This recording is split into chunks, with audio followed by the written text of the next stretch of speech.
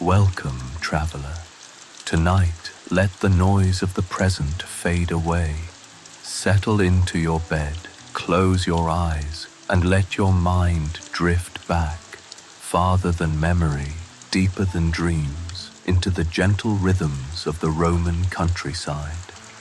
Imagine a world without engines or electricity, where the day begins not with the ring of an alarm, but with the crow of a rooster and the first pale light slipping through a wooden shutter.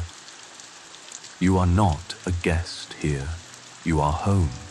Your home is not a marble villa in the city, but a humble farmhouse, built of stone and timber, roofed with red tiles, nestled among fields of wheat and rows of olive trees. The air is cool, tinged with the scent of earth, dew, and the faint smoke of last night's fire. You are not alone. Around you, a family stirs, parents, children, perhaps a grandparent or two, and the quiet presence of slaves who share in the work and the rest. There is no privacy, no locked doors, only the closeness of bodies and the comfort of shared breath. Outside, the world is waking. The first rays of sunlight slip over the distant hills, painting the sky in shades of gold and rose. Birds call from the thatched eaves. Somewhere, a dog barks and a rooster crows, announcing the day's arrival. The farm is a patchwork of fields and orchards, dotted with grazing animals and bordered by low stone walls. There are no paved roads, only well-trodden paths, and no engines, only the steady rhythm of human hands and feet. Your day does not begin with a choice. It begins with a duty. In the Roman world, every member of the household has a role, and every role is essential. There is no such thing as idleness. The chores that fill your day are not tasks to be avoided, but the very fabric of survival. They are the heartbeat of your home, the invisible threads that bind your family together. You rise from your straw-stuffed mattress, careful not to disturb Tulpo. He others. The floor beneath you is cool and hard, swept clean the night before, though a fine layer of dust always returns by morning. Your first task is simple but vital. Rekindle the fire. The hearth is the heart of the home, its warmth a shield against the chill of night. You crouch beside the ashes, blowing gently, coaxing a spark from the embers. With practiced hands, you feed the flame with dry twigs and bits of straw, watching as it flickers to life. The fire crackles, casting dancing shadows on the walls, and the day has truly begun. Next comes the sweeping. There are no brooms from the market, only bundles of stiff grass or twigs, bound together with twine. You sweep the floor in slow, steady strokes, gathering dust, stray seeds, and the occasional beetle into a neat pile. The work is rhythmic, almost meditative. With each sweep, you clear away the remnants of yesterday, making space for the new day's labors. The house is small, but every corner matters. You check the roof for leaks, the walls for cracks, the door for loose hinges. In the Roman countryside, maintenance is a daily ritual. A neglected home is a dangerous one, inviting rain, wind, and unwelcome creatures. You patch a hole with a handful of clay, press a tile into place, tighten a knot in the door latch. These small acts of care are as important as any grand gesture. As the fire grows, the air inside warms. The smell of smoke mingles with the scent of earth and alls. Another fetches a pot for water. The day's first chores are shared, each person moving with straw. You hear the soft murmur of voices as the rest of the household wakes. Someone stirs the quiet purpose. There is no need for words. The rhythm of the morning is as old as time. Outside, the farm comes alive. Neighbors greet each other with nods and smiles. Children chase chickens through the dust, and elders sit in the sun, their faces lined with stories. The world is simple, but never easy. Every comfort is earned, every meal the result of countless small labors. You step outside, feeling the cool earth beneath your feet. The sun is higher now, casting long shadows across the yard. The first task of the day awaits, tending to the animals and the land. The oxen must be fed, the chickens released from their coop, the sheep counted and checked for signs of illness. Each animal is both a companion and a resource, its care a matter of pride and necessity. Back at home, the fire is ready and the day's work can truly begin. The chores ahead are many, fetching water, grinding grain, mending tools, tending vines and olive trees. But for now, you pause. You breathe in the morning air, feeling the warmth of the sun on your skin, the steady beat of your heart. In this Roman world, every day is a cycle of labor and rest, of giving and receiving, of forgetting and remembering. Tonight, as you drift into sleep, let these echoes of ancient chores carry you. Let the rhythm of forgotten hands guide your dreams, and may you wake with gratitude for the comforts of your own world. The Roman farmhouse, or villa rustica, is a world unto itself. It is not grand or ornate, but sturdy and practical, built to withstand the seasons and the years. The walls are thick, made of stone or sun-baked brick. Their surface is rough beneath your fingers. The roof is a patchwork of red tiles, some chipped or mossy, but all doing their part to keep out the rain and the heat. The windows are small, covered with wooden shutters or oiled cloth, letting in just enough light to chase away the shadows. Inside, the rooms are simple and few. There is the main hall, where the family gathers to eat and talk, its floor swept clean, and its hearth always ready for a new fire. There are small sleeping chambers, separated by thin walls or curtains, each one crowded with straw mattresses, folded blankets, and the quiet breathing of those at rest. A storeroom holds sacks of grain, jars of oil, baskets of dried fruit, and the tools of daily life, plows, sickles, baskets, and ropes, all carefully arranged and cared for. The heart of the farmhouse is the kitchen, a space filled with the scent of smoke and herbs, the clatter of pots, and the low hum of conversation. Here, meals are prepared over an open fire. Bread is baked in a clay oven, and cheese is pressed and aged on wooden shelves. The kitchen is a place of warmth and comfort, a refuge from the wind and rain, a gathering place for stories and laughter. The people who fill this house are as varied as the land itself. At the center is the farmer, the paterfamilias, whose hands are calloused from years of labor, whose eyes are sharp with the knowledge of weather and soil. He is both master and servant, responsible for the land, the animals, the crops, and the people who depend on him. His days are long, his worries many, but his pride in his work is quiet and deep. Beside him is his wife, the materfamilias, whose domain is the home and the hearth. She rises before dawn, her hands busy with 100 small tasks, kneading dough, spinning wool, tending the garden, teaching the children. Her wisdom is practical, her patience endless, her love expressed in the care she gives to every corner of the house. She is the keeper of tradition, the memory of the family, the silent strength that holds everything together. The children are everywhere, running through the yard, chasing chickens, helping with chores, learning by doing. The older ones take on more responsibility, guiding their younger siblings, fetching water, gathering firewood, or helping in the fields. Their laughter is the music of the morning, their questions endless, their energy boundless. They are the future of the farm, their hands and hearts shaped by the routines of daily life. Elders, if they are present, are honored for their wisdom and experience. Their stories are treasured, their advice sought in times of trouble.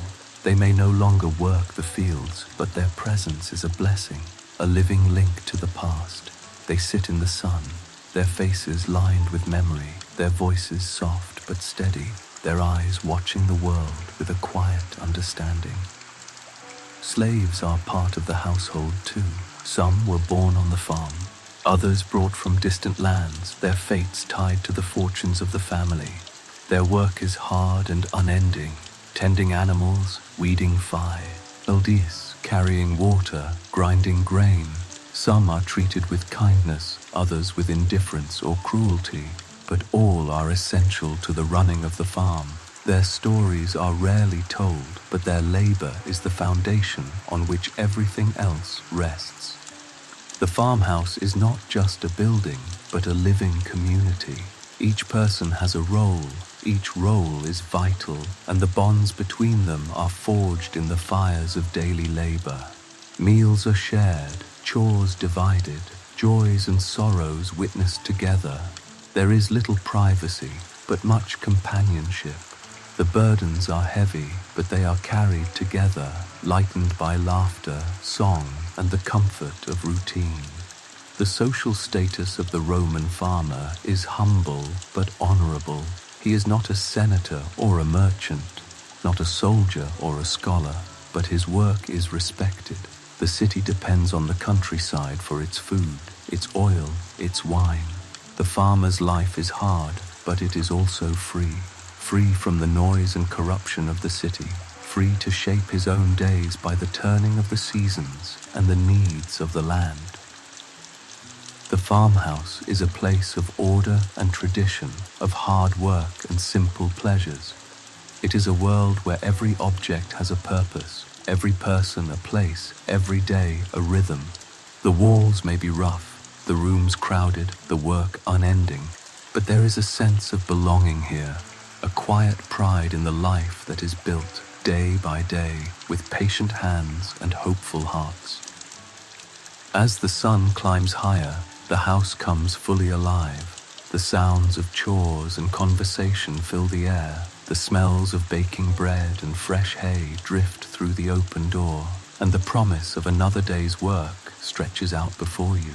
In this Roman farmhouse, the past is always present, the future always beginning, the present always enough. Tonight, as you rest, remember the people who filled these ancient homes, their hopes and fears, their struggles and joys, their invisible labor and enduring love. In every stone, every tool, every story, their lives echo still.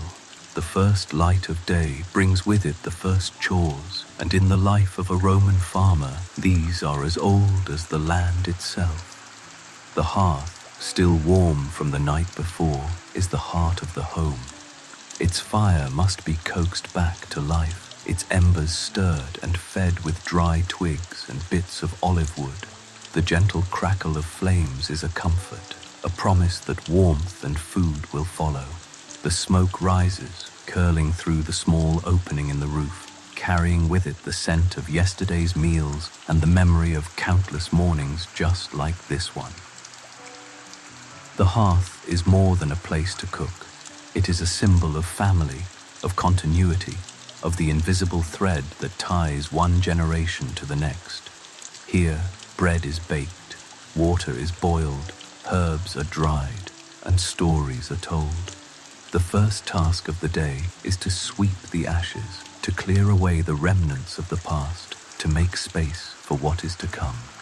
A handful of grain may be tossed into the flames as an offering to the household gods, a silent prayer for protection and prosperity. With the fire burning steadily, attention turns to the animals. The Roman farm is alive with creatures, each one essential to the household's survival. Chickens cluck and scratch in their coop, eager for the handfuls of grain scattered by small, quick hands. Their eggs are gathered, still warm, and set aside for breakfast or for trade at the market. Pigs grunt in their pen, rooting in the straw, their presence a sign of modest wealth and a promise of future feasts. Sheep and goats are counted and checked for signs of illness or injury. Their wool and milk are precious, their health a daily concern. The sheepdog, ever watchful, circles the flock, its eyes bright and alert. Oxen, the giants of the farm, are fed and watered, their strength needed for the heavy work of ploughing and hauling.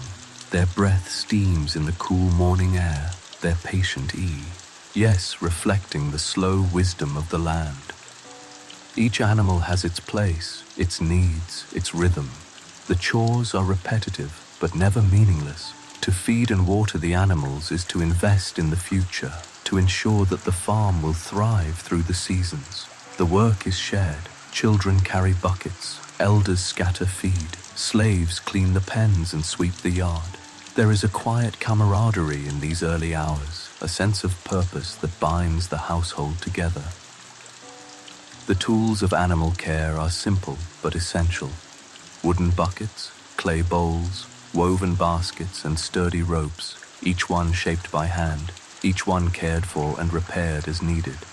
The pens and coops are checked for holes or weak spots, the fences mended with fresh branches or stones. A broken gate or a loose latch can mean disaster.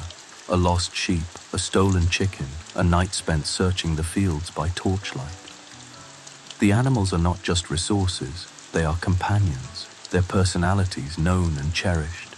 The old ox who plods patiently through the fields, the clever goat who finds every gap in the fence, the hen who insists on laying her eggs in the same hidden corner. Each one is part of the story of the farm, each one a thread in the fabric of daily life. As the sun rises higher, the sounds of the farm grow louder.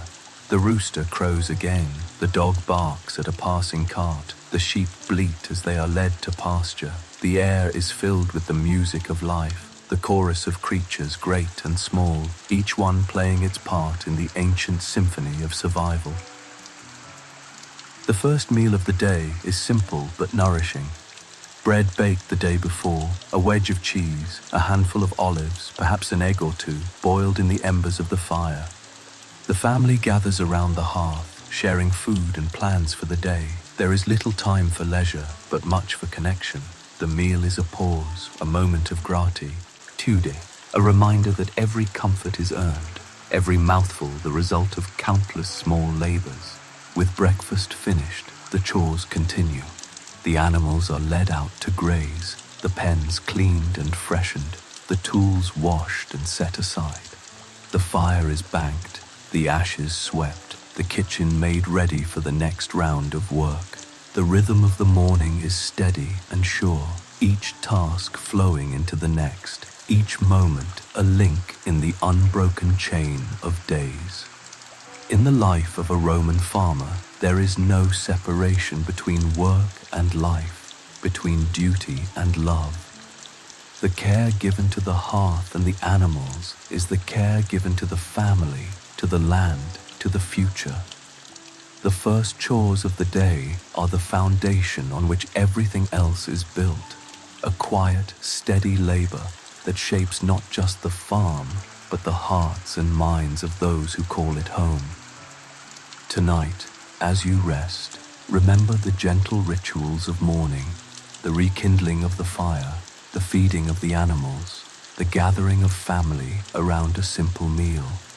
In these forgotten chores, there is wisdom, comfort, and the promise of another day. Water is the lifeblood of the Roman farm, as precious as grain, as necessary as breath. The day's work cannot begin in earnest until the household's need for water is met. There are no pipes hidden in the walls, no taps to turn. Every drop must be fetched, carried, and cherished. Its journey from well to hearth, a daily ritual that shapes the rhythm of the morning. The well stands a short walk from the farmhouse, its stone walls cool and damp, its mouth shaded by a fig tree whose roots reach deep into the earth. The path to the well is worn smooth by generations of feet, children, elders, slaves, all making the same journey, day after day, year after year. The air is fresh, scented with dew and wild herbs, the ground soft beneath your sandals. You lift a clay jar to your shoulder, its weight familiar, its surface cool against your skin. The walk is quiet, a time for thought, for the gathering of strength, for the silent prayers that accompany every act of labor. At the well, you join others from the farm and nearby households. There is a quiet camaraderie here, a sense of shared purpose. News is exchanged, Laughter drifts on the breeze, and the work of fetching water becomes a moment of connection. Lowering the bucket into the well, you listen for the splash as it breaks the surface. The water is cold, clear, and precious. You fill your jar, careful not to spill a drop, and balance it for the walk home. The return journey is slower, the weight pressing into your bones, but you do not complain. Water is life, and every drop is a victory. Back at the farmhouse, the water is poured into a large storage jar, kept cool in the shade. The sound of water splashing into clay is a comfort, a promise that the day can continue. Some of the water is set aside for drinking, some for cooking, some for washing hands and faces, and always a little for the animals. In times of drought, every drop is measured, every spill a small disaster. The morning chores continue with the washing of hands and faces, a ritual as much about cleanliness as about waking fully to the day. Children line up, splashing water on sleepy eyes, giggling as the cold bites their skin. Elders wash more slowly, their movements careful, their thoughts drifting to memories of other mornings, other wells, other hands. The water is also used to clean the kitchen, to rinse the bowls and cups from breakfast, to wipe down the table and sweep the floor. The act of cleaning is not just about order, but about respect for the home, for the family, for the gods who watch over all. A clean house is a sign of care, a shield against illness, a source of quiet pride. In the fields, water is even more precious. The crops, wheat, barley, beans, and vegetables depend on the rain, but in dry seasons, irrigation is needed. Ditches are dug and maintained, channels cleared of debris, and water guided from streams or wells to the thirsty roots of the plants. This work is hard, often done in the heat of the day, but it is essential. A failed crop means hunger, hardship, and the threat of losing everything. The animals too need water. Buckets are filled and carried to the pens, the troughs scrubbed and refilled, the sheep and oxen watched as they drink. The dog laps from a bowl at the door, the chickens peck at droplets in the dust. Every creature on the farm depends on the steady, unseen labor of fetching and carrying water. The tools of this chore are simple but vital. Clay jars, wooden buckets, ropes and pulleys for the well, each one shaped by hand, each one cared for and repaired as needed. A cracked jar is a small tragedy, a reminder of how easily comfort can slip away. Children learn to patch small leaks with wax or clay, their fingers nimble, their eyes sharp. The best jars are handed down from mother to daughter, their surfaces worn smooth by generations of use. Water is not just for the body, but for the spirit. In every Roman household, water is sacred. It is used to cleanse, to bless, to heal. Before meals, hands are washed in cool water, a simple act of purification. Before prayers, faces are rinsed, feet are bathed, and offerings are made. In some homes, a small bowl of water is placed on the household altar, reflecting the flicker of a lamp, a symbol of life's fragility and beauty. As the sun climbs higher, the need for water grows. The heat of the day is coming, and the chores will only multiply. But for now, the jars are full, the well is deep, and the promise of another day's work stretches out before you. Tonight, as you rest, remember the quiet labor of fetching water, the walk to the well, the weight of the jar, the coolness of the first sip. In every drop, a story. In every jar, a legacy. The Roman farm is a living tapestry, its fields stretching out in every direction, stitched together by the hands of those who work them. As the morning chores within the farmhouse wind down, the true labor of the day begins. The fields await, silent and expectant, their soil holding the promise of harvest and the memory of seasons past. Preparation is everything. The tools of the Roman farmer are simple, but each one is the result of generations of refinement and care. The wooden plow, heavy and sturdy, is fitted with an iron blade, its edge sharp enough to cut through the toughest earth. The sickle, with its curved bronze or iron blade, is used for harvesting grain, its shape perfect for gathering stalks in a single sweep. The mattock, a kind of hoe, is used to break up clods of soil, to dig furrows, to uproot stubborn weeds. Baskets woven from reeds or willow branches are stacked by the door, ready to carry grain, fruit or vegetables from field to home. Before heading out, the farmer inspects each tool, checking for cracks in the wood, rust on the metal, loose bindings or worn handles. A broken tool can mean lost time, wasted effort, or even injury. Repairs are made with what is at hand: twine, leather strips, a wedge of wood tapped into place. The tools are not just objects, they are companions, their weight and balance familiar, their care a daily ritual.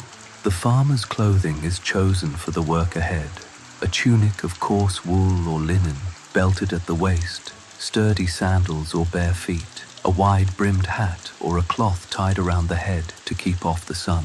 The skin is already tanned and tough from years of labor, the hands calloused, the muscles lean and strong.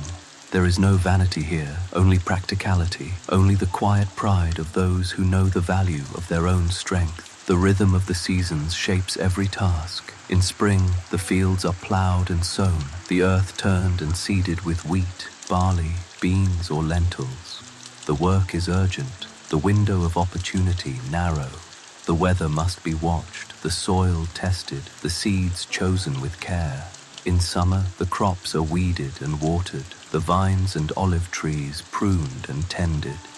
In autumn, the harvest begins. Grain is cut and gathered, fruit picked and pressed, olives shaken from the trees and carried to the press. In winter, the fields rest, but the work does not end. Tools are repaired, fences mended, plans made for the year to come. The farmer is not alone in this work. The whole household joins in. Children scatter seeds, women weed the rows, slaves carry baskets and water jars. Each person has a role, each role is vital, and the bonds of family and community are strengthened by the shared labor. There is little talk, but much understanding. The rhythm of the work is its own language, its own music. The land itself is both a challenge and a blessing. The soil may be rich or poor, the fields flat or hilly, the weather kind or cruel. The farmer learns to read the signs, the color of the sky, the feel of the wind, the song of the birds, the vehement of insects. Every sense is tuned to the land, every decision shaped by its needs and moods. Superstition and tradition guide many choices. A handful of grain is scattered as an offering to the earth before the first furrow is plowed. A prayer is whispered to Ceres, goddess of agriculture, or to Saturn, guardian of sowing and harvest. Old sayings are repeated, old rituals observed, their origins lost in time, but their power undiminished. The farmer knows that success depends on more than skill or effort. It depends on luck, on favor, on the mysterious balance of nature and the gods. The work is hard, but there is satisfaction in it. The feel of the plow in your hands, the scent of fresh-turned earth, the sight of green shoots pushing through the soil. These are rewards that cannot be bought or measured. The body aches, the sweat stings your eyes, but the heart is steady, the mind clear. There is a peace in the repetition, a comfort in the certainty that every effort matters, every task is part of something larger. As the sun climbs higher, the fields shimmer with heat, the air alive with the hum of insects and the distant calls of neighbors working their own land. The farmer pauses to wipe a brow, to drink from a clay jug, to look out over the fields and feel a quiet pride. The work is never finished, but it is never wasted. Each day brings new challenges, new lessons, new hopes.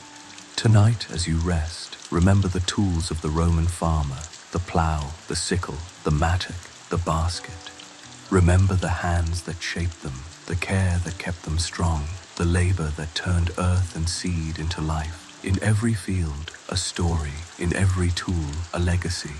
The Roman countryside is alive with the quiet, steady work of hands in the soil. Sowing and weeding are the heartbeats of the farmer's year. the daily rituals that turn hope into harvest. The land is both a partner and a challenge, its moods shifting with the weather, its gifts earned through patience and sweat. Sowing begins with the first warmth of spring. The fields, freshly plowed and raked, are ready to receive the seeds. Wheat, barley, beans, and lentils, each has its own time, its own method, its own promise. The farmer walks the furrows, a basket of seed slung over one shoulder, his hand moving in a practiced arc. With each step, he scatters life into the waiting earth, trusting that the gods will send rain, that the sun will be gentle, that the soil will be kind. Children follow, their small hands pressing seeds into the furrows, covering them with loose soil, marking the rows with sticks or stones. The work is slow, repetitive, but filled with quiet purpose. Each seed is a hope, each row a prayer. The birds watch from the hedges, quick to snatch a careless kernel, but the farmer does not begrudge them. There is enough for all, if the season is good. Weeding is a constant battle. As soon as the first green shoots appear, so do the weeds, wild grasses, thistles, nettles, and 100 other stubborn intruders. The farmer and his family move down the rows, bending and stooping, pulling weeds by hand, loosening the soil around the young plants. The sun is hot, the work hard on the back and knees, but there is satisfaction in the sight of clean, straight rows, in the knowledge that every weed pulled is a gift to the crop. The tools for this work are simple: a wooden hoe, a sharp knife, a basket for the weeds. The hands do most of the labor, their skin toughened by years of contact with earth and stone. The rhythm of weeding is meditative, the mind free to wander. As the body works, stories are told, songs are sung, advice is given and received. The field becomes a classroom, a place where knowledge is passed from elder to child, where the lessons of the land are learned by doing. The labor of the land is not just physical, but spiritual. The farmer feels the pulse of the earth beneath his feet, the breath of the wind on his face, the warmth of the sun on his back.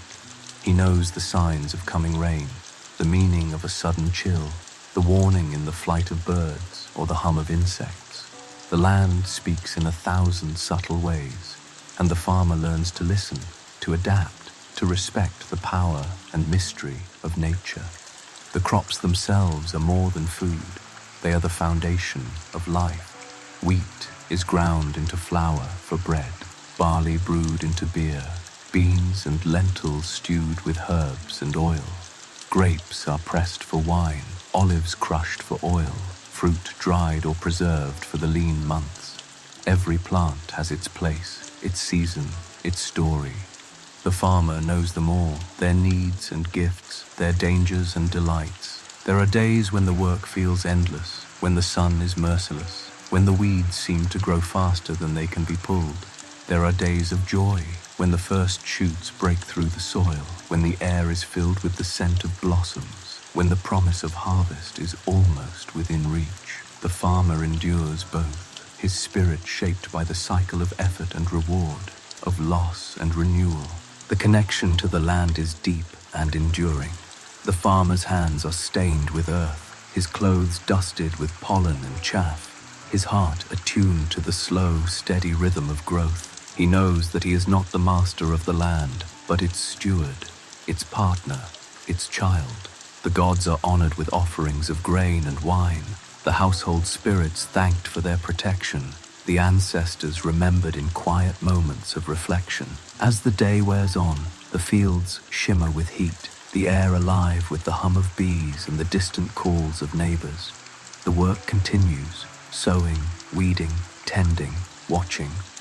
The farmer pauses to drink from a jug of cool water, to wipe the sweat from his brow, to look out over the land and feel a quiet pride. The labor is hard, but it is honest, and the rewards are real. At sunset, the tools are gathered, the baskets emptied, the family returns to the farmhouse. The fields are quiet, the rows of young plants bathed in golden light.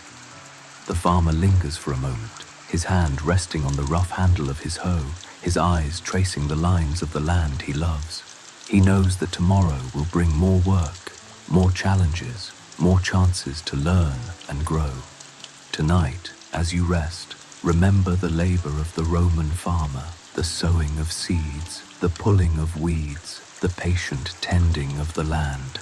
In every furrow, a hope, in every harvest, a story. The work of the Roman farmer is not only about toil and sweat, but also about the quiet satisfaction of seeing the fruits of labor transformed into nourishment. The journey from field to table is a daily miracle, a cycle of effort and reward that sustains both body and spirit. In the humble farmhouse, every meal is a celebration of survival, a testament to the wisdom and resilience of those who work the land. The staples of the Roman farmer's diet are simple, but each is the result of countless small chores. Bread is the heart of every meal, made from wheat or barley grown in the fields. The grain is harvested by hand, threshed and winnowed to separate the kernels from the chaff, then ground into flour using a heavy stone quern. The grinding is slow, rhythmic work, often done by women or slaves, their arms strong from years of turning the millstone. The flour is mixed with water, a pinch of salt, and sometimes a bit of sourdough starter saved from the last batch. The dough is kneaded on a wooden board, shaped into rounds or flat cakes, and baked in a clay oven or on hot stones in the hearth. The smell of baking bread fills the house, warm and comforting, a promise of nourishment to come. Each loaf is precious, its crust crisp, its crumb dense and filling. Nothing is wasted. Stale bread is soaked in milk or wine, crumbled into stews, or fed to the animals. Alongside bread, the farmer's table is set with whatever the land provides. Porridge made from barley or millet is a common breakfast, simmered slowly with water or milk, sweetened with a drizzle of honey if the bees have been generous. Beans and lentils, grown in the garden or traded at the market, are stewed with onions, garlic, and herbs, their flavors deepened by slow cooking over the fire. Cheese is another staple, made from the milk of sheep or goats. The milk is warmed, curdled with rennet or vinegar, then pressed and salted, the wheels left to age on wooden shelves. Fresh cheese is soft and tangy, a treat for special days, while aged cheese is hard and salty, perfect for grating over bread or adding to stews. Eggs from the chickens, olives from the trees, and the occasional fish from a nearby stream round out the diet, each one a small luxury, a reminder of the farm's bounty. Vegetables and herbs are gathered from the kitchen garden: cabbage, leeks, carrots, turnips, beans, peas, and a handful of wild greens. The garden is tended with care, its rows weeded and watered, its soil enriched with compost and ash. Every meal is flavored with fresh herbs: thyme, rosemary, mint, and dill, each one adding its own note to the symphony of taste. Fruit is a seasonal pleasure. In spring there are strawberries and cherries, in summer figs, grapes, and melons, in autumn apples, pears, and pomegranates. Some fruit is eaten fresh, some dried for the winter, some pressed into juice or wine. The grape harvest is a time of celebration, the air filled with laughter and song as the clusters are picked, crushed, and left to ferment in clay jars. Wine is the drink of choice, diluted with water and shared at every meal. Even children drink a weak version, the water safer and the wine a symbol of civilization. The wine is not always fine, sometimes sour, sometimes cloudy, but it is a comfort, a connection to the land and to the gods.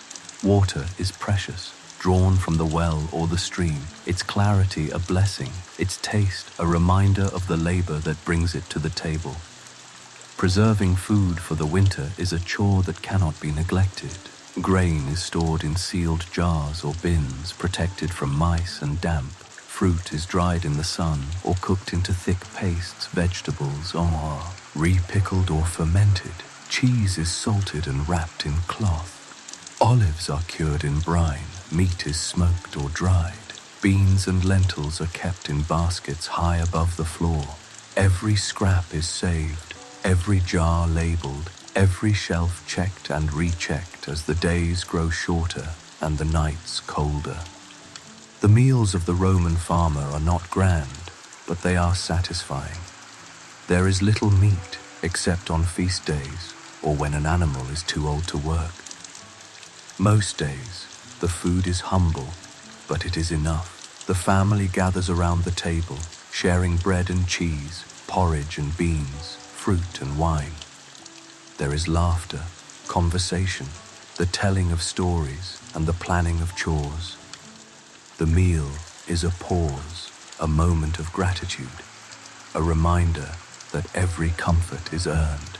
As the sun sets and the day's work is done, the last crumbs are swept from the table, the bowls washed and set aside, the fire banked for the night. The farmer leans back, his body tired but his heart full, knowing that the land has provided once again. Tonight, as you rest, remember the journey from field to table, the sowing of seeds, the grinding of grain, the baking of bread, the sharing of meals. In every bite, a story. In every meal, a legacy. The Roman farm is not the work of one person, but the result of many hands moving in harmony. The labor is shared, divided among family members, slaves and hired workers, each with their own tasks, their own rhythms, their own place in the life of the household. The bonds formed in this daily work are strong, sometimes strained, but always essential to survival. At the center of the farm is the family. The paterfamilias, or head of the household, oversees the land, makes decisions about planting and harvest, and settles disputes. His authority is great, but his responsibilities are greater. He is expected to lead by example, to work alongside his family and slaves, to teach his children the skills and values they will need to carry on the farm. The materfamilias, his wife, is the heart of the home. She manages the household, directs the work of the kitchen and the garden, and cares for the children and elders. Her day begins before dawn and ends long after sunset. Her hands always busy, her mind always turning. She is the keeper of tradition, the teacher of daughters, the comforter in times of trouble. Her wisdom is practical, her love expressed in the care she gives to every corner of the house. Children are not idle on the Roman farm. From a young age, they are given chores suited to their strength and skill, gathering eggs, feeding animals, weeding the garden, fetching water. The older children help in the fields, learning to sow and reap, to tend vines and trees, to mend fences and repair tools. Their play is often a rehearsal for the work of adulthood, their laughter a reminder that even in hardship there is room for joy. Slaves are a constant presence, their labor the backbone of the farm. Some are born into slavery, others captured in war or bought at market.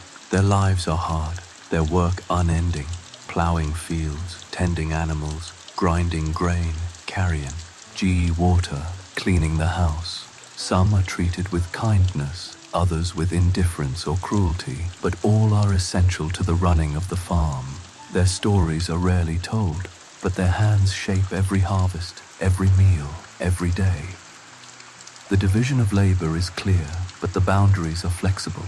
In times of need, at harvest, during illness, after a storm, everyone works together, setting aside rank and routine to meet the challenge. The bonds of family and community are tested and strengthened in these moments, the shared struggle forging a sense of belonging that endures long after the work is done. The rhythms of the day are set by the needs of the land and the household. At sunrise, the family and slaves gather for a simple meal, then disperse to their tasks. The men and older boys head to the fields, the women and girls to the garden and kitchen, the youngest to small chores or lessons at their mother's side. The slaves move between house and field, their work directed by the needs of the moment. There is little privacy, but much companionship. Meals are shared, stories told, songs sung to lighten the burden of labor. The work is hard, but it is not without its pleasures. A cool drink of water on a hot day, the shade of a tree at midday, the satisfaction of a job well done. The bonds formed in these moments are deep, their strength tested by the challenges of the farm and the unpredictability of nature. Tensions exist, of course, the lines between free and enslaved, Master and servant, parent and child are sometimes blurred, sometimes sharply drawn. Disputes arise, tempers flare, but the needs of the farm demand cooperation, and the routines of daily life provide a framework for resolution. The paterfamilias is both judge and peacemaker, his authority balanced by the wisdom and patience of the materfamilias. Learning happens everywhere. Children watch and imitate, their skills growing with each passing season. Daughters learn to spin and weave, to cook and preserve, to care for the sick and the old. Sons learn to plow and sow, to prune vines and harvest olives, to repair tools and build fences. Slaves too pass on their knowledge, teaching new arrivals the ways of the farm, the secrets of the land, the tricks of the trade.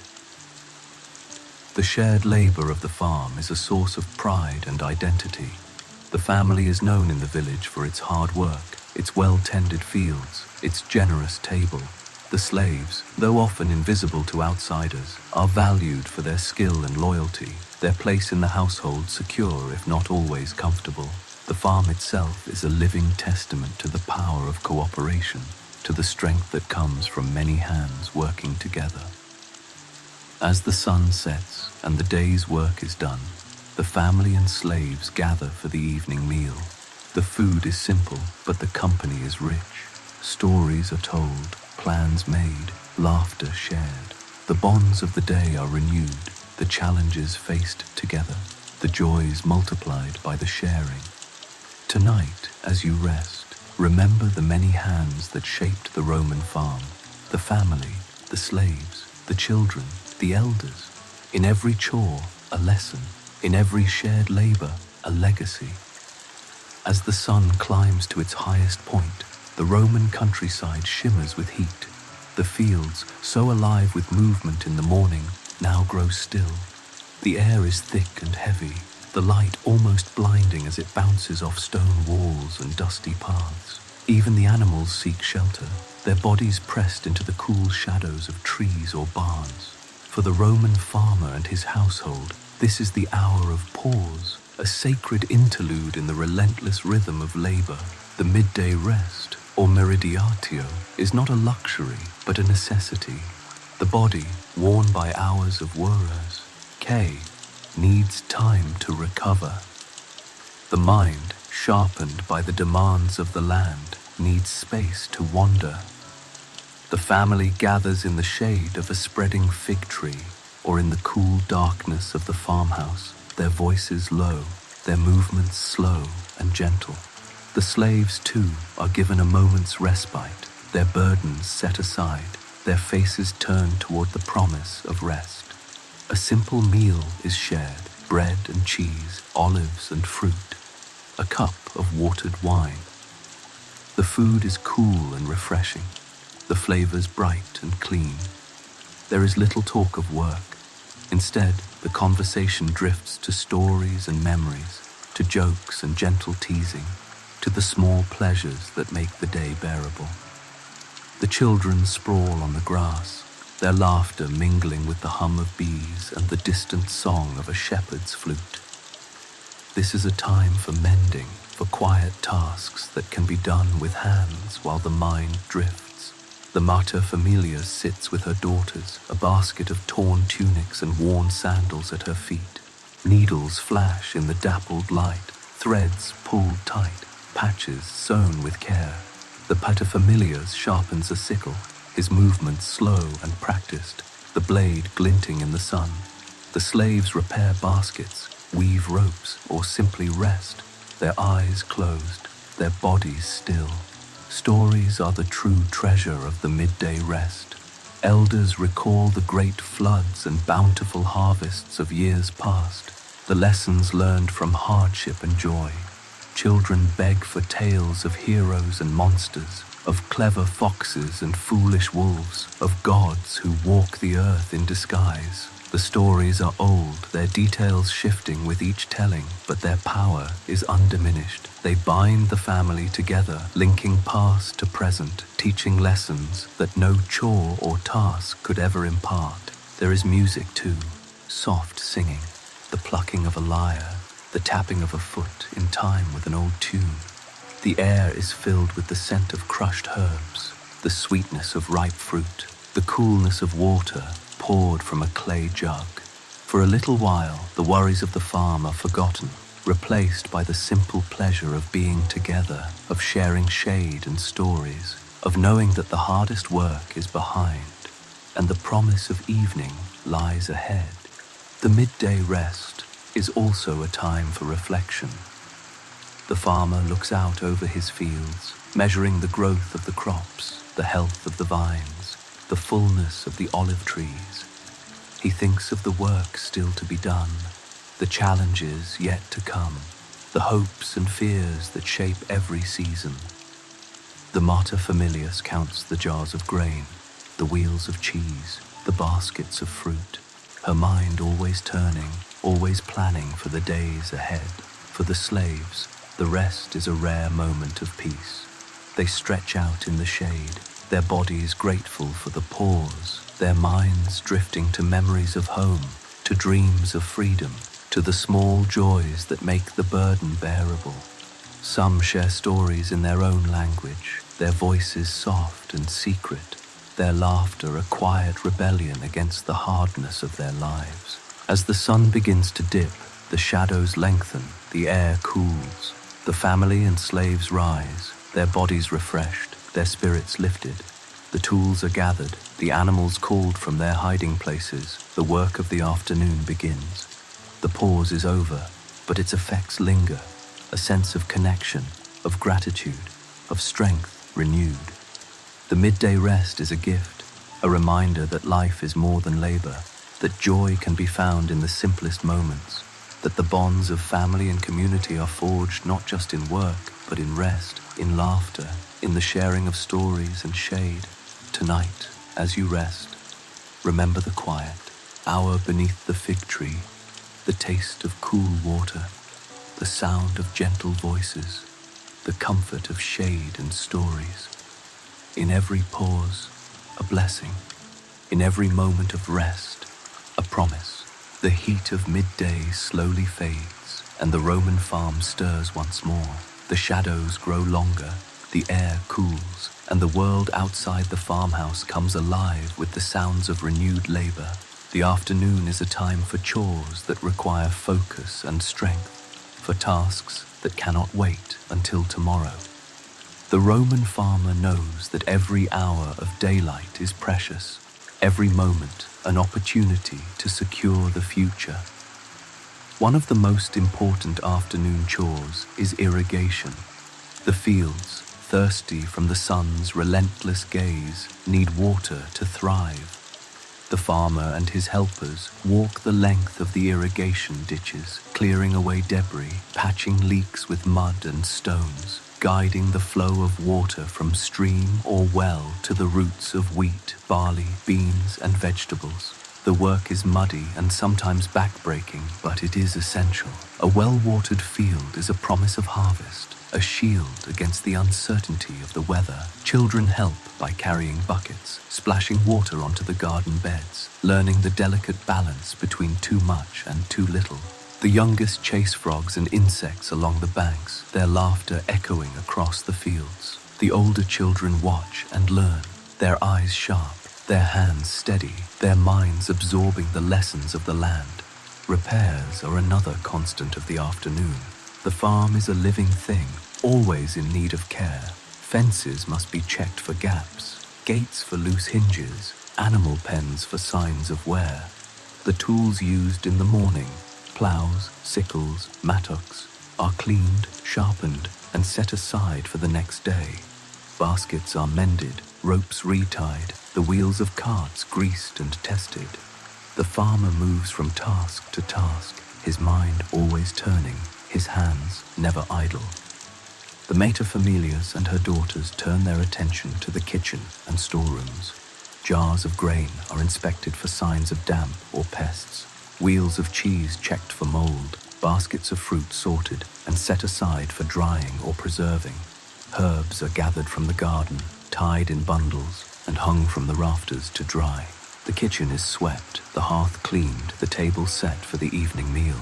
As the week draws to a close, preparations for market begin. The best of the farm's produce, eggs, cheese, olives, fruit, and sometimes a fattened chicken or a jug of new wine, is set aside, cleaned, and packed into baskets. The farmer and his family discuss what will be needed from the market in return: salt, oil, cloth, or perhaps a new tool. Lists are made, coins counted, baskets stacked by the door. There is a sense of anticipation in the air, a quiet excitement that comes from the prospect of trade and connection with the wider world. The market is not just a place to buy and sell, but a gathering of neighbors, a chance to hear news, to share stories, to measure the success of the farm against that of others. The children look forward to the sights and sounds, the possibility of a sweet treat or a small toy, the thrill of a day away from the fields. The slaves play a vital role in these preparations. Some are skilled in bargaining, their voices practiced in the art of negotiation. Others are strong and steady, able to carry heavy baskets or drive the cart to town. Their work is essential, their knowledge of the market and its customs, a valuable asset to the household. As the sun begins to set, the last chores of the day are finished. The irrigation ditches are checked one final time, the tools put away, the animals gathered and counted. The baskets for market are covered with cloth, the lists reviewed, the coins tucked safely into a leather pouch. The family and slaves gather in the courtyard, their faces flushed with the satisfaction of a day's work well done. The air is cool and sweet, the sky painted with the colors of evening. The farm is quiet, the fields at rest, the promise of tomorrow's market lingering in every heart.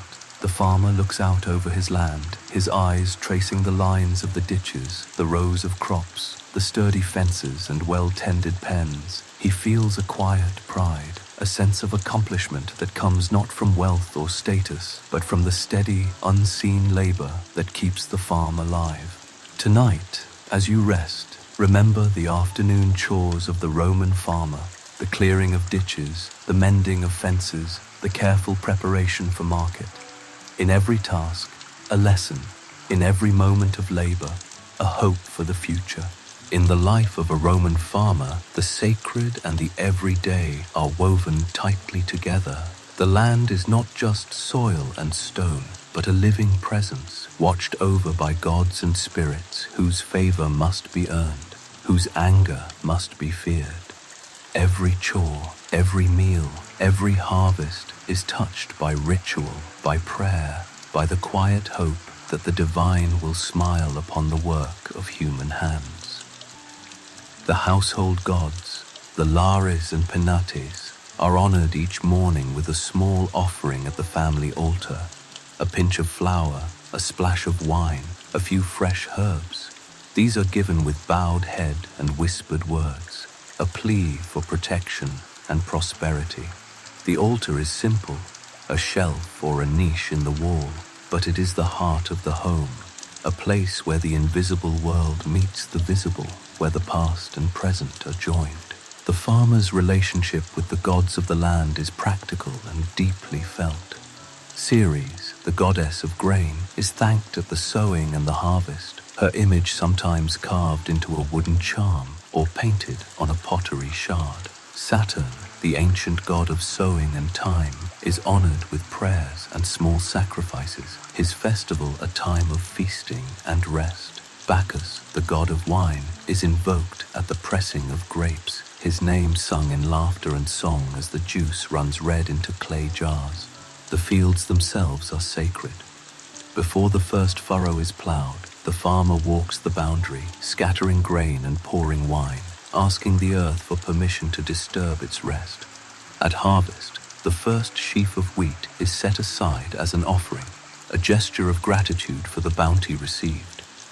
The olive trees, the grapevines, the fruit orchards, all are watched over by their own spirits, their own rituals, their own stories. Festivals mark the turning points of the year, their preparations a flurry of forgotten chores. The house is swept from corner to corner, every mat shaken, every pot scrubbed until it gleams. Special foods are prepared, cakes sweetened with honey, stews rich with herbs. bread shaped into symbols of luck and blessing. New clothes are sewn, old quarrels set aside, the air alive with anticipation. On the morning of a festival, the household rises early. The altar is adorned with fresh flowers, the best dishes set out, the first fruits of the harvest offered to the gods. Prayers are whispered, songs are sung, and the whole family gathers to share in the feast. The work is hard, but the joy is real, a celebration of survival, of community, of hope.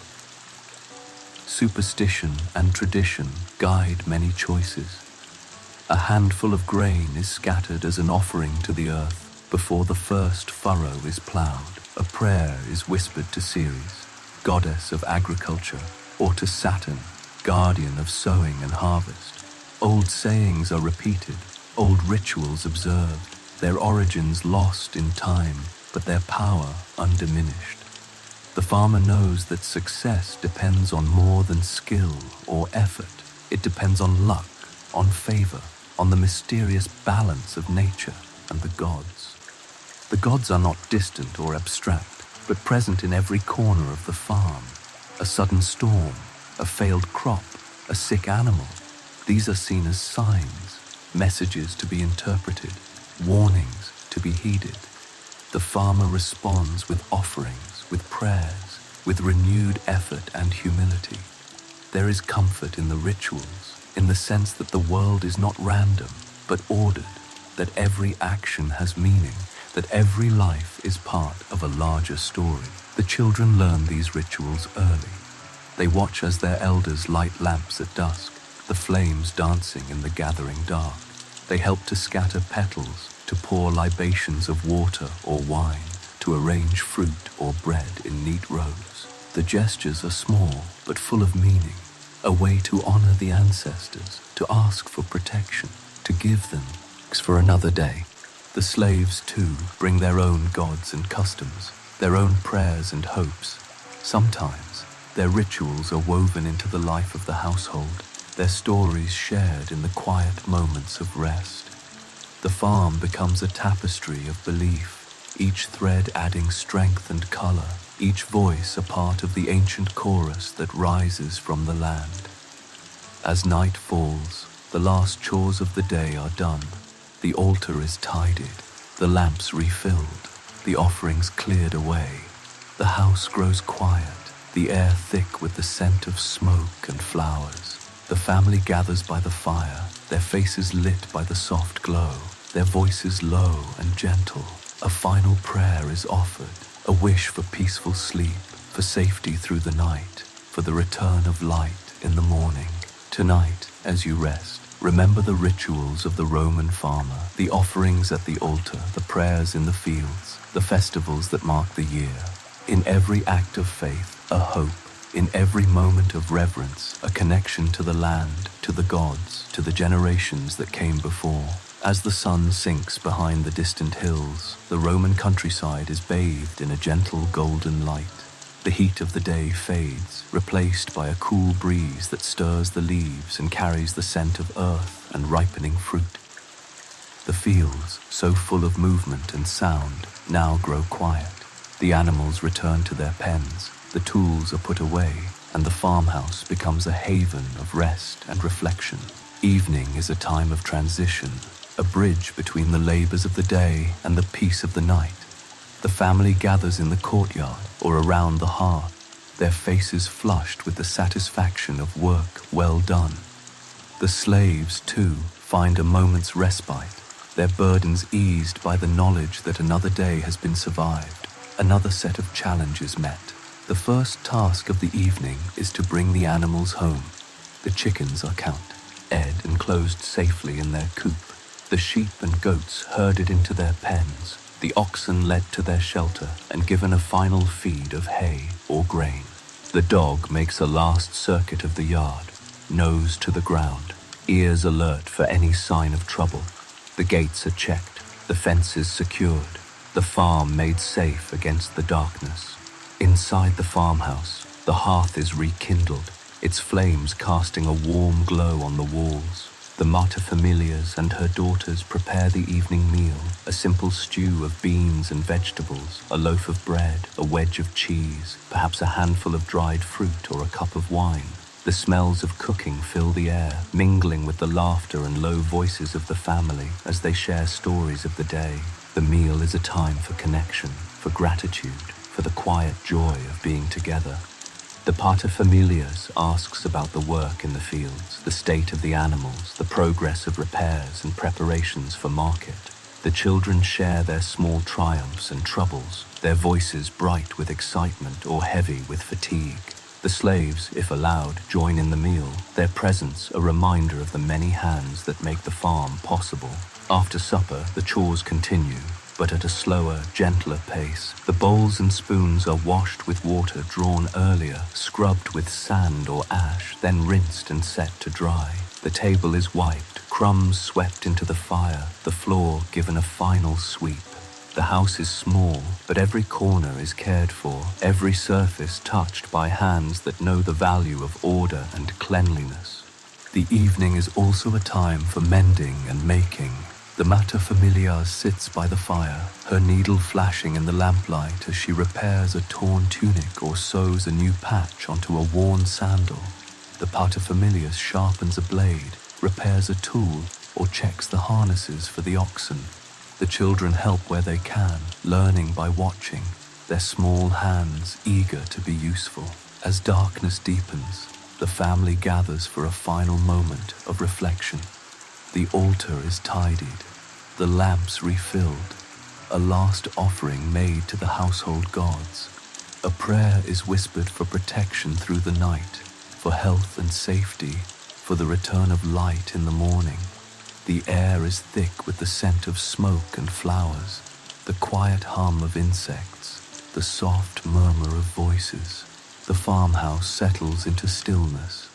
The children are tucked into their beds, their heads resting on straw-stuffed mattresses, their dreams guarded by lullabies and the gentle presence of their elders.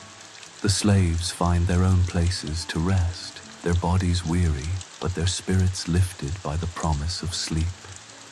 Outside, the world is full of unknowns, wild animals, wandering spirits, the unpredictable moods of weather and fate.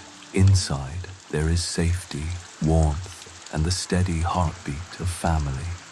The walls of the home, patched and mended by countless hands, hold back the darkness, creating a sanctuary where dreams can flourish.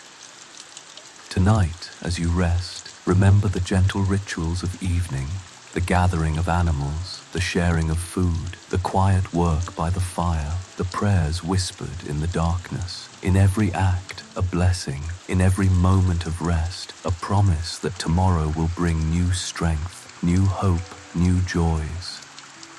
The life of a Roman farmer is not all gentle routines and golden sunsets. Beneath the surface of daily chores lies a constant undercurrent of uncertainty, a quiet struggle against forces beyond any person's control. The land is generous, but it is also unpredictable. The weather, the pests, the whims of fate, these are the true masters of the countryside, their moods shaping every harvest, every meal, every hope. The weather is both friend and foe. A season of gentle rains and warm sun brings abundance, the fields heavy with grain, the orchards bending under the weight of fruit. But a single storm can undo months of labor. The sky darkens, the wind rises, and the farmer watches helplessly as hail batters the young shoots, as rain floods the ditches, as lightning splits the ancient olive tree. Drought is even worse. A slow, relentless enemy that saps the strength of crops and people alike. The earth cracks, the wells run dry, the animals grow thin and restless. Every day is a prayer for rain, every cloud a promise or a threat.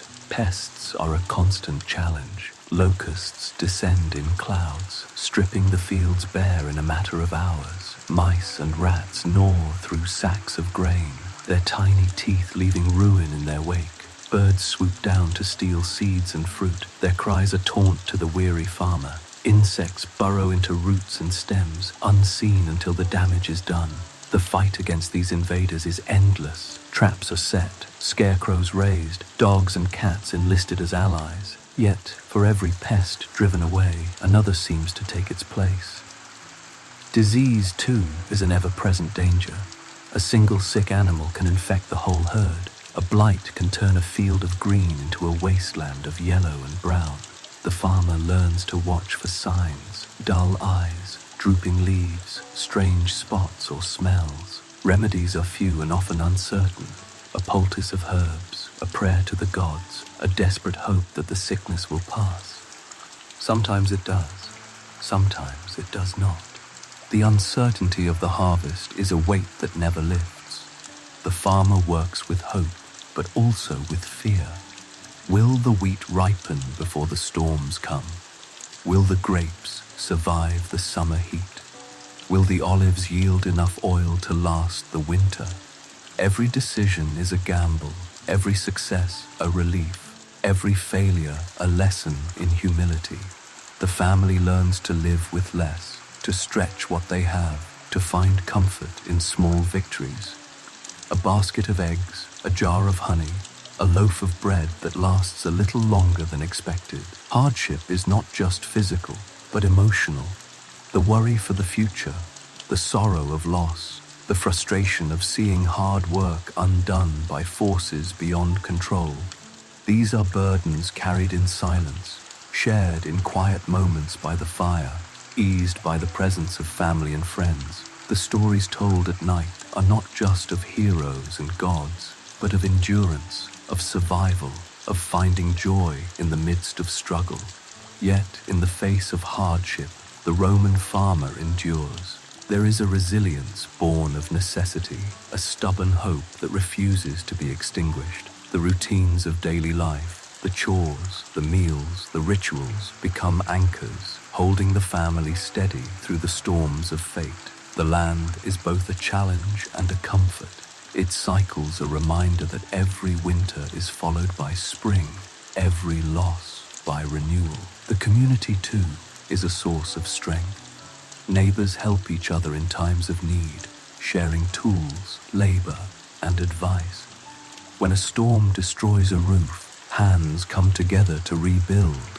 When a harvest fails, food is shared, debts forgiven, kindness offered without expectation of return.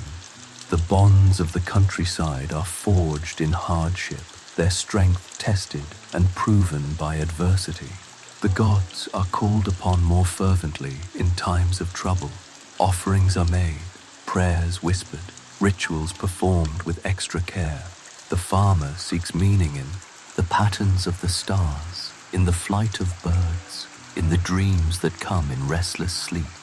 Sometimes comfort is found, sometimes only the passage of time brings relief. As the night deepens and the world grows quiet, the hardships of the day fade into memory. The farmhouse is a sanctuary, its walls holding back the darkness, its hearth a beacon of warmth and hope. The family gathers close, their hearts steady, their spirits unbroken. Tonight, as you rest, remember the hardships faced by the Roman farmer, the storms and droughts, the pests and disease, the uncertainty that shadows every day. In every struggle, a lesson. In every hardship, a hidden strength. The life of a Roman farmer is measured not by clocks or calendars, but by the turning of the seasons and the cycle of the land. Each month brings its own chores, its own challenges, its own moments of hope and celebration. The year is a tapestry of labor and rest, of planting and harvest, of hardship and joy, all woven together by the festivals that mark the passage of time. Spring is a season of renewal. The earth softens, the air warms, and the fields are alive with the promise of new growth. The farmer rises early to plow and sow, to mend fences and repair tools, to coax life from the soil with patient hands. The days grow longer, the sun climbs higher, and every green shoot is a sign that the gods have not forgotten the land. The festival of Perilia, held in April, is a time to purify the fields and honor the shepherd god, Pales. Fires are lit, offerings made, and prayers whispered for the health of the flocks and the fertility of the earth. Summer brings both abundance and challenge. The crops grow tall, the orchards heavy with fruit, the vines thick with leaves. The work is constant, watering, weeding, watching for signs of blight or drought. The heat is relentless, the days long, but the rewards are real. The festival of Consualia, dedicated to Consus, the god of grain storage, is celebrated with races and feasts, a pause in the labor to give thanks for the bounty of the fields. Autumn is the season of harvest, the culmination of months of effort and hope. The fields are golden, the air thick with the scent of ripe grain and crushed grapes.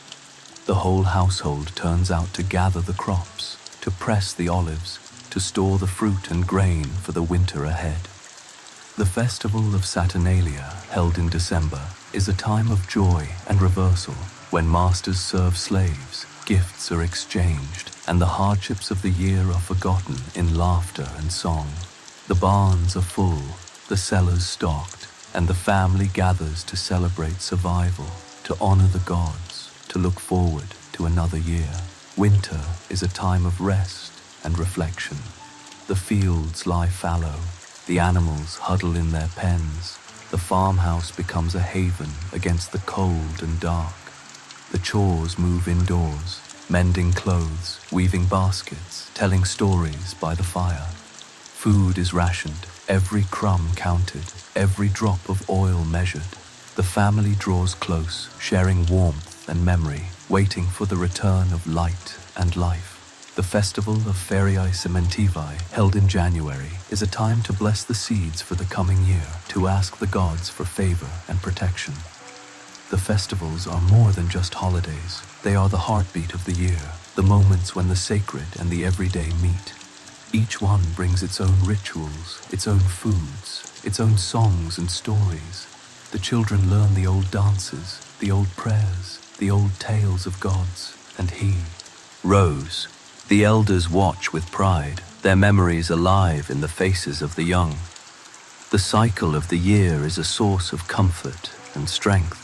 The farmer knows that every winter is followed by spring, every hardship by hope, every loss by renewal. The land teaches patience, resilience, and gratitude, its lessons written in the changing colors of the fields, the shifting patterns of the sky. The festivals are also a time for community. Neighbors gather to share food and drink, to help with the harvest, to celebrate together the victories and endure together the losses. The bonds of the countryside are strengthened in these moments, their roots deep and enduring. The Roman farmer's year is a dance with nature, a partnership with the gods, a journey through light and darkness, abundance and want. The chores change with the seasons, but the rhythm endures, steady and sure. Tonight, as you rest, remember the cycle of the Roman year, the planting and harvest, the festivals and feasts, the moments of joy and sorrow. In every season, a lesson. In every festival, a blessing. The Roman farm, though rooted in the soil and shaped by the seasons, is not an island.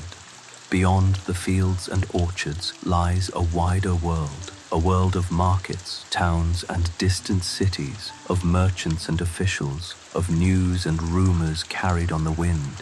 For the Roman farmer, the market is both a necessity and a window into a life beyond the boundaries of the farm.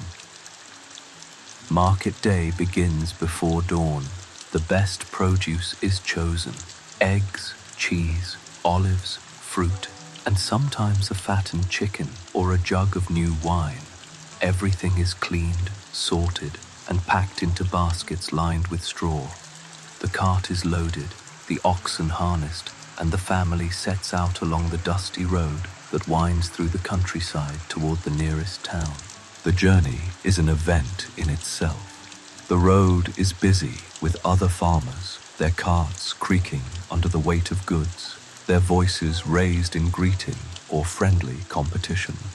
Children ride atop the baskets, their eyes wide with excitement, their minds full of stories about the wonders of the market. The air is cool and fresh, the fields glistening with dew, the promise of adventure hanging in the morning light. The market is a riot of color and sound. Stalls line the square, their tables piled high with bread and fish, vegetables and fruit, cloth and pottery, tools and trinkets. Merchants call out their wares, haggling with buyers, boasting of the quality of their goods. The smells of roasting meat, fresh herbs, and sweet cakes mingle in the air, tempting every passerby. For the farmer, the market is a place of business and barter. Coins are counted, prices negotiated, goods exchanged for salt, oil, cloth, or the rare treat of a sweet or a toy for the children.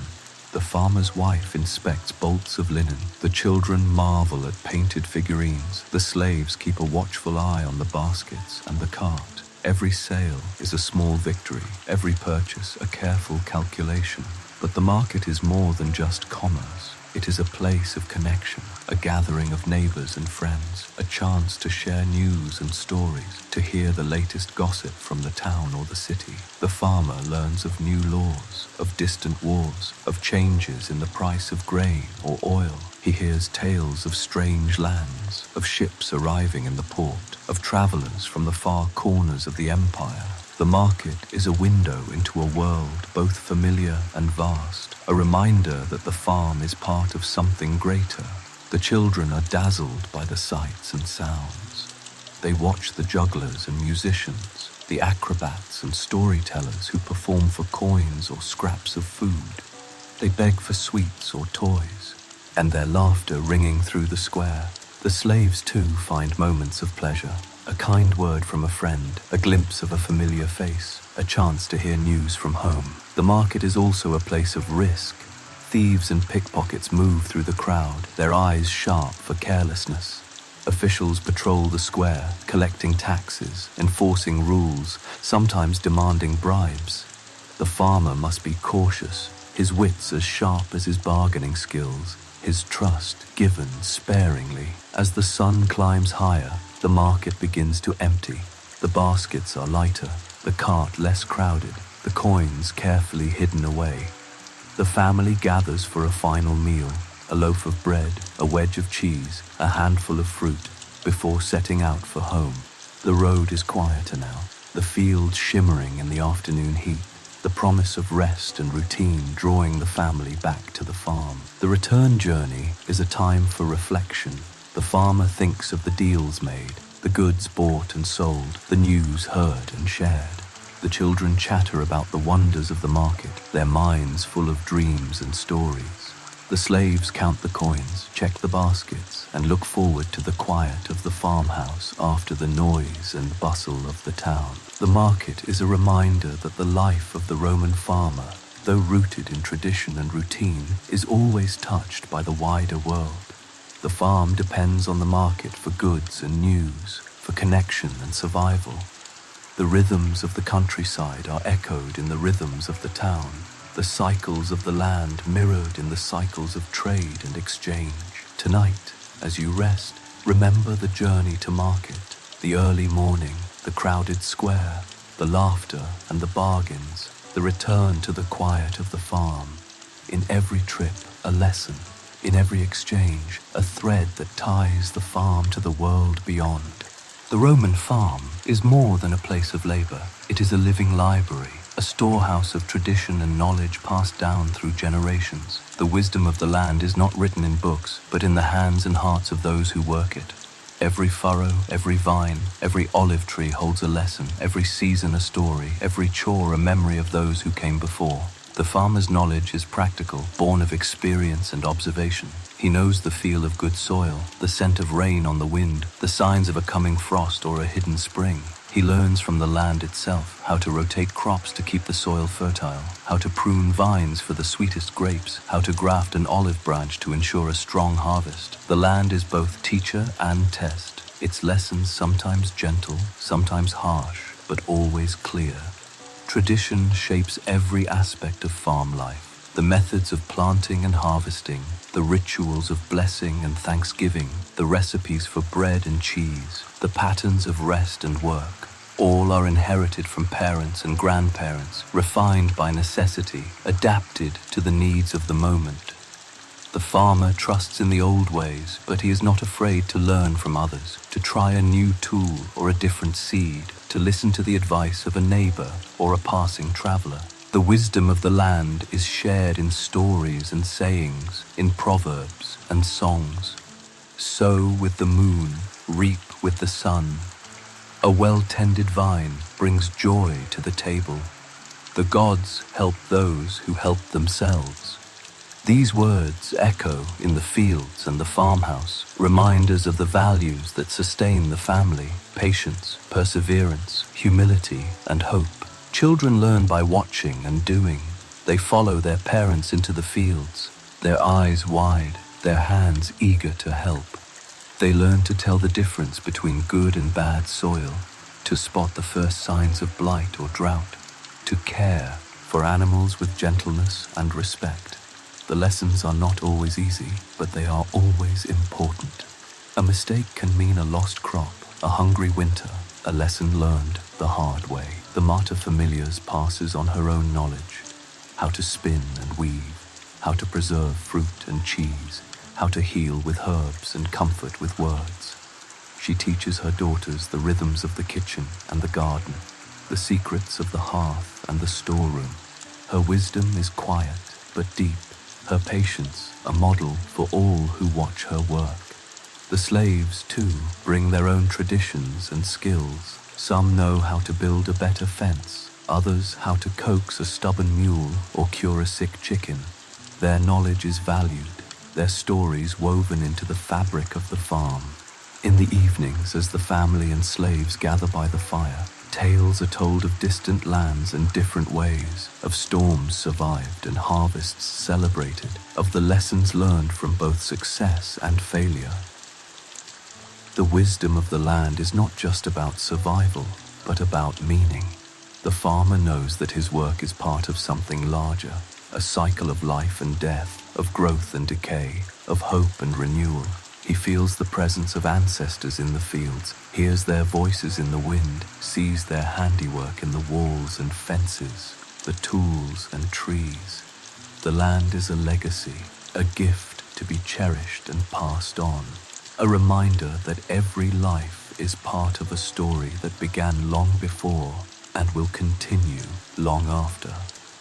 There is humility in this knowledge, a recognition that no one controls the land, that every harvest is a gift, every loss a lesson. The farmer learns to accept what he cannot change, to celebrate what he can, to find joy in the work itself, in the beauty of a sunrise, the taste of fresh bread, the laughter of children at play. The wisdom of the land is a source of pride, but also of responsibility. The farmer knows that he is a steward, not an owner, that his work must honor the past and protect the future. He teaches his children to care for the soil, to respect the animals, to share with neighbors, to give thanks for every blessing. The land is both a challenge and a comfort, its lessons written in the lines of his hands, the wrinkles of his brow, the stories he tells at night.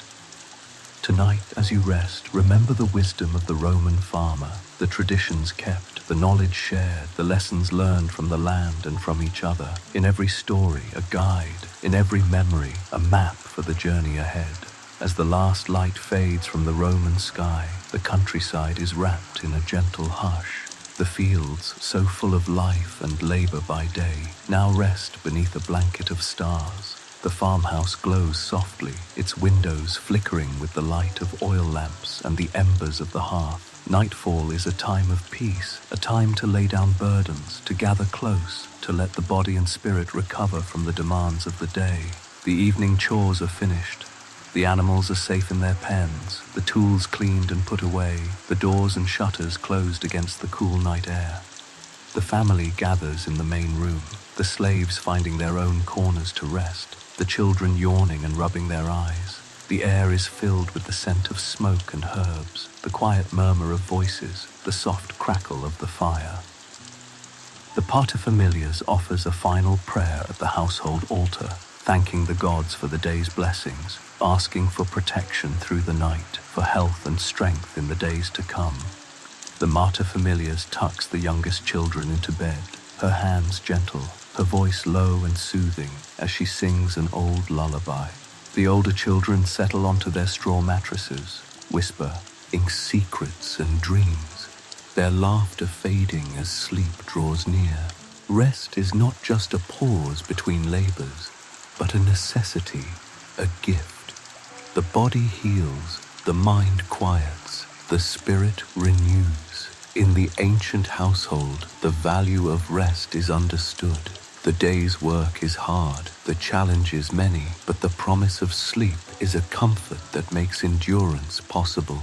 Even the hardest life is softened by the embrace of night, by the hope that tomorrow will bring new strength, new opportunities, new joys. Dreams are a mystery, a world apart from the chores and worries of the day.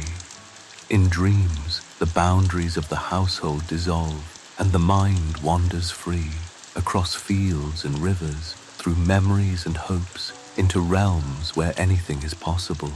The ancient world is rich with beliefs about dreams. Some say they are messages from the gods, others that they are visits from ancestors or glimpses of the future. Whatever their meaning, dreams are cherished, their stories shared in the morning light, their lessons pondered as the day begins anew. The farmhouse is quiet now, the only sounds the slow, steady breathing of those at rest, the occasional creak of wood, the distant call of an owl. The darkness outside is deep, but inside there is safety, warmth, and the steady heartbeat of family.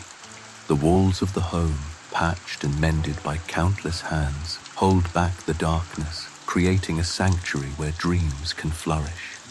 The hopes of the Roman farmer are simple but profound.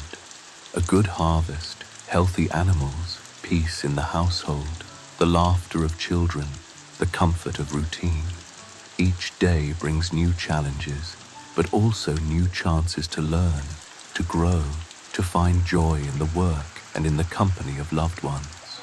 The future is uncertain, but hope endures, woven into every chore, every meal, every story told by firelight. As you lie in your own bed, let yourself feel the embrace of night. Let the worries of the day slip away, replaced by the comfort of rest, the promise of dreams, the hope of renewal.